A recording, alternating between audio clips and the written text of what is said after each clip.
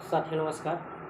मैं अखिलेश यादव अध्यापक पात्रता परीक्षा 2019-20 के विवादित प्रश्नों के संबंध में इस वीडियो के माध्यम से आप लोगों के बीच में हाजिर हूँ। साथियों, मैं बताना चाहता हूँ कि जिन विवादित प्रश्नों को लेकर के 1959 state of UP and to other माननीय सर्वोच्च न्यायालय क्षमा करिएगा माननीय हाई कोर्ट में चल रहा है, उस विवादित प्रश्नों को लेकर के मैं कल अपने अधिवक्ता आदरणीय परम श्रद्धेय श्री सीमांत जी से मिलकर के करीब आधे घंटे हमने चर्चा किया।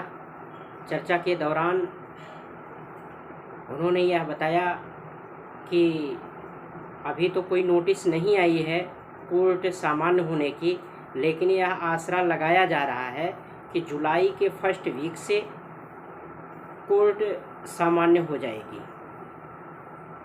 हमारी अर्जेंसी पूरी तरह से तैयार है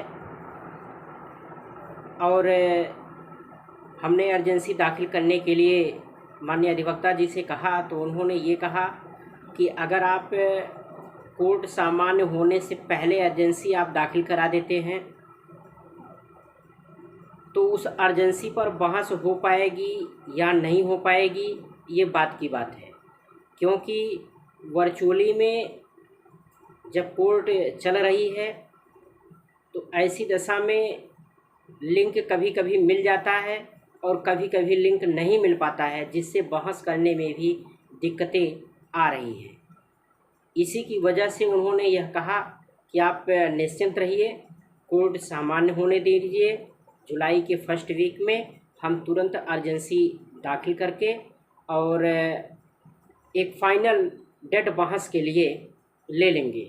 और हमने जो अर्जेंसी दाखिल करने का आधार बताया, क्योंकि ओम प्रकाश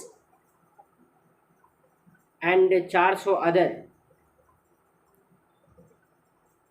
में एक बहन ऐसी हैं जिनका नाम मधु है, जो मृतक आश्रित पे हैं, उनका 5 साल अगस्त में पूरा हो जा रहा है।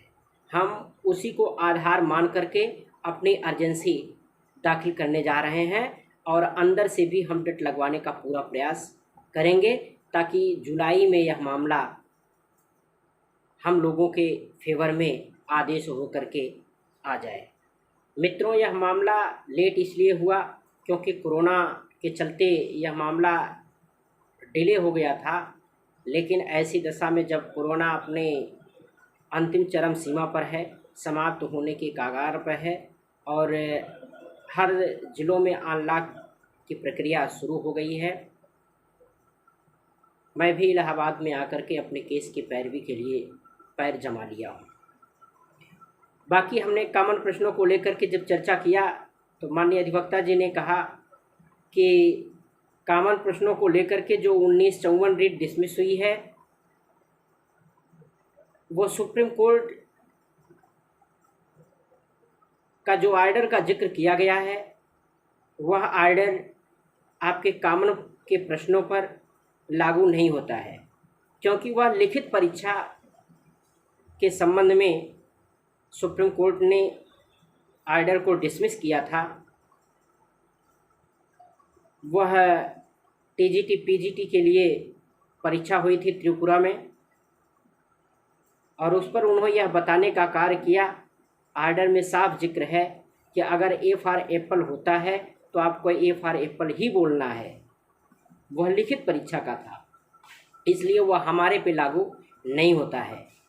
हम डबल बेंच में दाखिल करने का इसलिए आप लोगों से निवेदन करता हूं, क्योंकि साथियों यदि डबल बेंच से हम दोनों प्रश्नों पर कॉमन आर्डर करवा लेते हैं तो वही आर्डर को लेकर के हम सिंगल बेंच में लगा करके जो भी हमारे 700 भाई बहन हैं सबको पास करवाने का काम किया जाए उस आर्डर के बिहेव पे।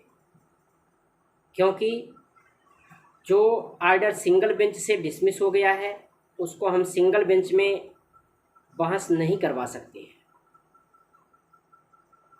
भले हमारी रीट बची हुई है, लेकिन हम कॉमन के प्रश्नों पर सिंगल बेंच में बहस नहीं करवा सकते हैं। इसलिए मैं ये सोच रहा था कि आप लोग सहयोग सपोर्ट करें और इसको हम डबल बेंच में ऑर्डर करवा करके डबल बेंच के ऑर्डर को सिंगल बेंच में लगा करके सारे भाई बहनों का हित प्रभावित ना हो, ऐसा काम किया जाए।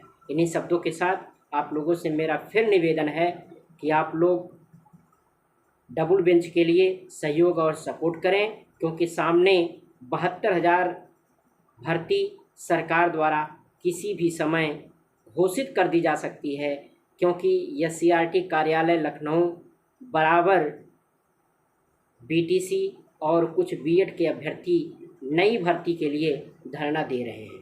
ज़्यादा कुछ ना कहते हुए आप लोगों से निवेदन करूंगा कि कोर्ट सामान्य होने तक आप लोग इंतज़ार करें, और जैसे ही सामान्य होता है हम पूरी ईमानदारी के साथ सच्चे कर्तव्य निष्ठा का परिचय देते हुए आपको न्याय दिलाने का काम करेंगे। और हमने आप सभी को यह बताया कि 30 तारीख को सचिव से मिलने का कार्यक्रम है। हम अपना पक्ष सचिव के सामने रखेंगे, क्योंकि सचिव अभी नए हैं। हो सकता है कि डबल बेंच में हमारी जो पैरवी हो वो हम लोगों के फेवर में हो जाए। धन्यवाद।